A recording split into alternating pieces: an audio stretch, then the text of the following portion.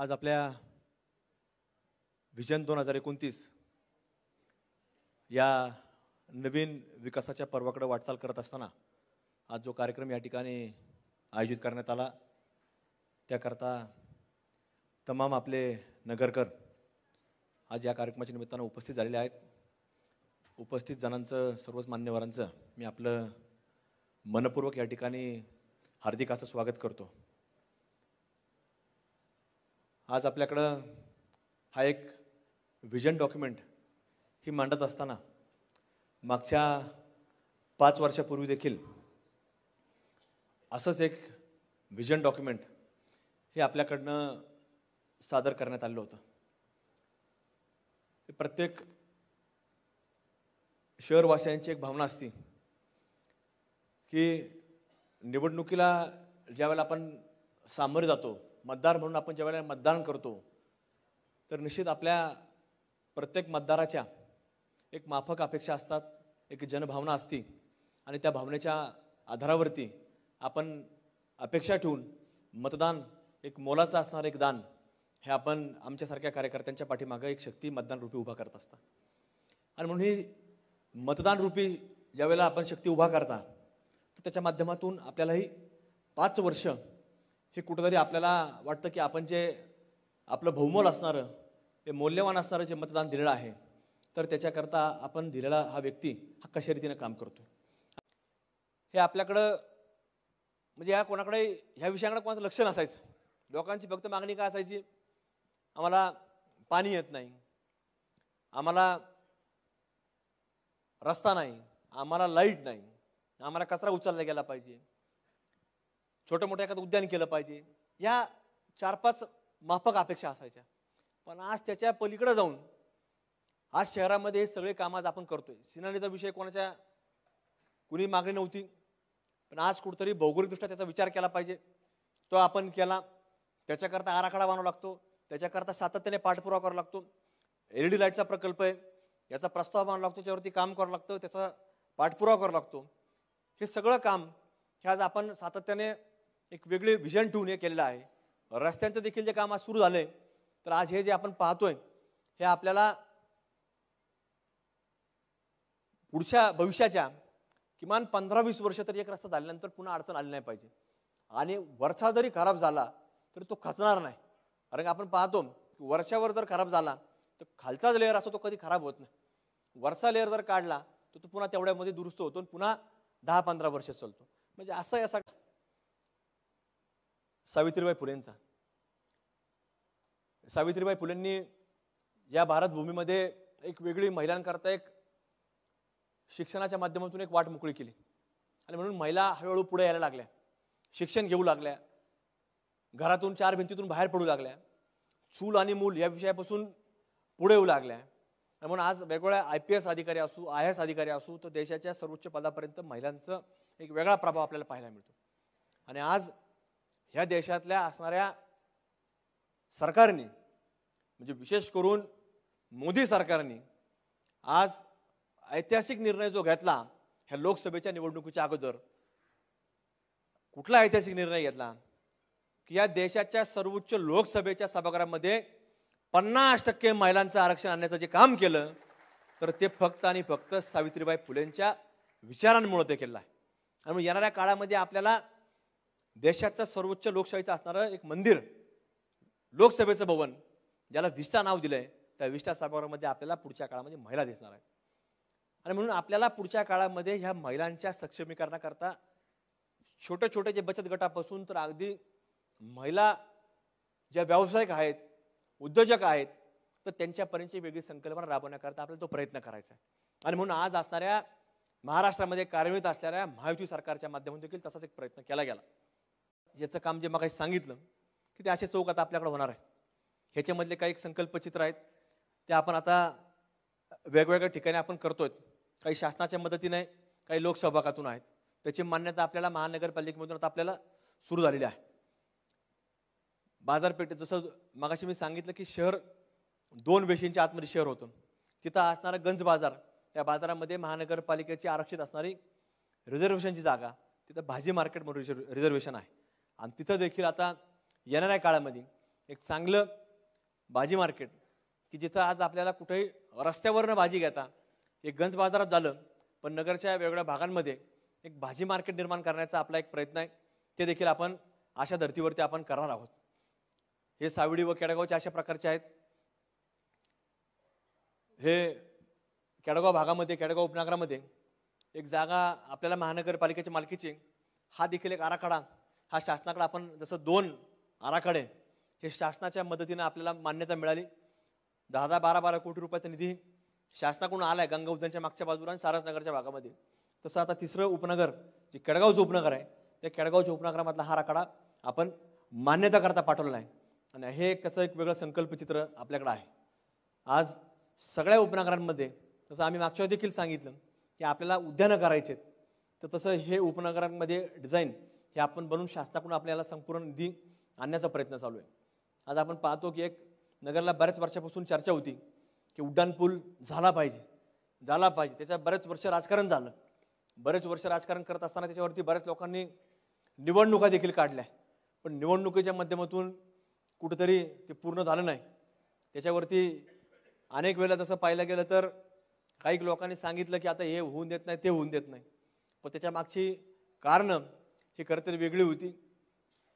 ते टोल सुप्याचा चालू झाला त्यावेळेला, आणि तो खरं तर चालू झाला नसता तर आपला उड्डाणपूल चालू झाला असता.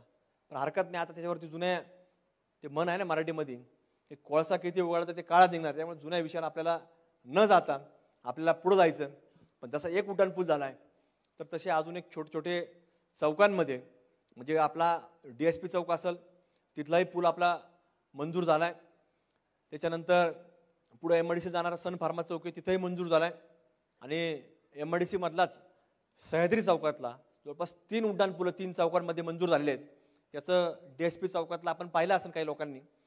काही दिवसापूर्वी तिथं बॅरिगेटिंग देखील केलं, त्याचे ट्रायल पीट घेतल्यात की खाली पिलर किटपर्यंत न्यायचा, म्हणजे खाली जमिनीमध्ये खाली किती गेलं पाहिजे. म्हणजे आज DSP चौकामध्ये जे आपल्याला ट्रॅफिक कंजेशन जे मिळतं, म्हणजे एकदा तो सिग्नल सुटल्यानंतर आपल्याला अगदी जर आपण महापालिकेच्या दिशेने जर चाललो असेल, सिग्नल सुटल्यानंतर फार ट्रॅफिक लागते.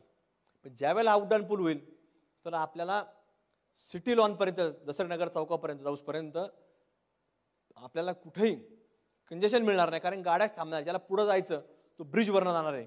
आणि तो देखील पूल, त्याचं देखील संपूर्ण हे 3 जे पूल सांगितलेत, हा संपूर्ण पैसा शासनाकडनं वर्ग झाला आहे. त्याचं टेंडर झाले, वर्क ऑर्डर झाली. हे सांगतो मी याच्याकरता वारंवार, कारण की हे सगळं आपण माहितीच्या अधिकाऱ्यामध्ये विचारू शकतो. नाही तर काय असतं, आपण पाहतो काही लोक हे आश्वासन आहे, अमुक आहे, आपण लगेच उद्या, आता आज रविवार आहे, उद्या सोमवारी तुम्ही अर्ज टाकू शकता. हे जे बोलतो ते खरं आहे का नाही. काय लोकांना बार काय की आता तुम्ही नाही, नगरचे लोक नाही, काय ठराविक बॉटर म्हणजे इतकेच लोक ते संशयखोर वृत्तीचे आहेत. म्हणजे शेवटी ज्याचा पाहण्याचा चष्मा तसा असतो ना, त्याला जग विचित्र दिसतं, कारण त्याची वैचारिक पातळी नाही. पण त्याची वैचारिक पातळी वाढवण्याकरता, उंचावण्याकरता आपल्या आता अभ्यासिका चालू होणार आहेत, आपले वाचनालय चालू होणार आहेत. त्यामुळे त्यांची वैचारिक पातळी वाढो आणि परमेश्वर त्यांना, माझ्या बाबतीत नाही पण शहराच्या बाबतीमध्ये चांगला विचार करावा अशी सद्बुद्धी देव, अशी एक विषय. माझं काय नाही, माझं काय व्हायचं ते आमचे आई वडील बघतील, तिथं काय फार चिंता करायची गरज नाही. आता MIDC मगाशी सांगितलं की MIDC एक फार महत्त्वाचा विषय आहे. आपल्याला जरी तो नुसता एक 4 इंग्लिशमध्ये जर शब्द वाटत असले MIDC, फार आपल्याला सोपं वाटतं. पण आज आपल्या नगरकडनं आपण पुण्याच्या दिशेने निघालो, आपलं रांजणगाव गाव लागतं. 20-25 वर्षापूर्वी, आता अनेक लोक याच्यामधले जातात, जे आता ऑनलाईन पाहत असतील, अनेक लोक जातात. काय होतं त्या रांजणगावला? काही नव्हतं. गणपती देवस्थान अष्टविनायकापैकी एक, तिथं लोक आपण दर्शन करायचो आणि पुढे जायचो. पण आज तिथली जी MIDC आहे, तिथला जो परिसर आहे, तिथले जे 30-40 गावं असतील, आज फक्त MIDCच्या जीवावरती आज त्यांचा एक वेगळा दर्जा प्राप्त झाला आहे. आणि रांजणगावची MIDC, तिचा दर्जा 5 स्टार MIDC दर्जा तिला आज मिळाला आहे. म्हणून आपला देखील प्रयत्न असतो की आपल्याला देखील शहराला जर वाढवायचं असेल, जसं आज पुण्याच्या बाजूला असणारं पिंपरी चिंचवड शहर आहे, ती देखील महापालिका आहे, पण त्याला एक वेगळं विजन ठेवलं. ती महानगरपालिकेच्या हद्दीमध्ये असणारी MIDC आणि त्याच्या माध्यमातून तिथे एक फार मोठ्या प्रमाणात एमआयडीसी निर्माण झाली. आमच्या शहराला एक वेगळं वैभव प्राप्त झालं. त्याच्यातून ते शहर वाढलं आणि आज त्या पिंपरी चिंचवड महापालिकेला फार मोठा दर्जा आहे. जसं आज आपल्याला आपण जरा थोडं त्याच्यापेक्षा खाली होतो, पण ही नवीन एमआयडीसी जी आहे ती वेळत परिसरामध्ये, ती जरी आपल्या हद्दीत नसली हरकत नाही, पण तिचा संपूर्ण उपयोग आपल्या नगर करता होणार आहे, नगरच्या पुढच्या भविष्याकरता होणार आहे. जसं मी सांगितलं की आज मुंबई जात असताना आपण चाकण मार्गे जर गेलो, तळेगाव मार्गे गेलो, काय होतं तिथं 25 वर्षापूर्वी काय होतं? काहीच नव्हतं. पण आज शेकडो कंपन्या तिथं आल्या, शेकडो तरुणांना तिथं रोजगार मिळाला, स्थानिक भूमिपुत्रांना व्यवसाय मिळाला, भूमिपुत्रांना नोकऱ्या मिळाल्या, भूमिपुत्र लोकांनी तिथं इमारती उभ्या केल्या, तिथल्या कामगार लोकांना तिथं ते आज रेंटवर देतात. म्हणजे अनेक तिथं रोजगार निर्माण झाला. पण हे 4 जे शब्द आहेत एमआयडीसी, हे तितके आपण फार आपल्या नगरकरता फार महत्त्वाचे आहेत. ह्याच्याकरता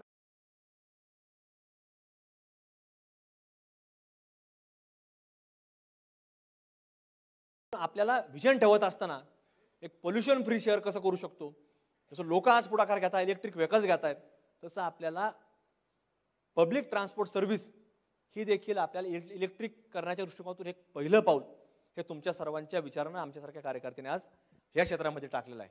आणि म्हणून हा देखील पाठपुरावा हा करावा लागतो. हे कुठलंही काम हे असं सहजरित्या किंवा ऑटोमॅटिक येत नसतं, त्याला विचार असावा लागतो, एक थॉट प्रोसेस असते आणि त्याच्यातनं हे सगळं काम विचार घेऊन हे पुढे घेऊन जाण्यामध्ये आपण जर करत असतो.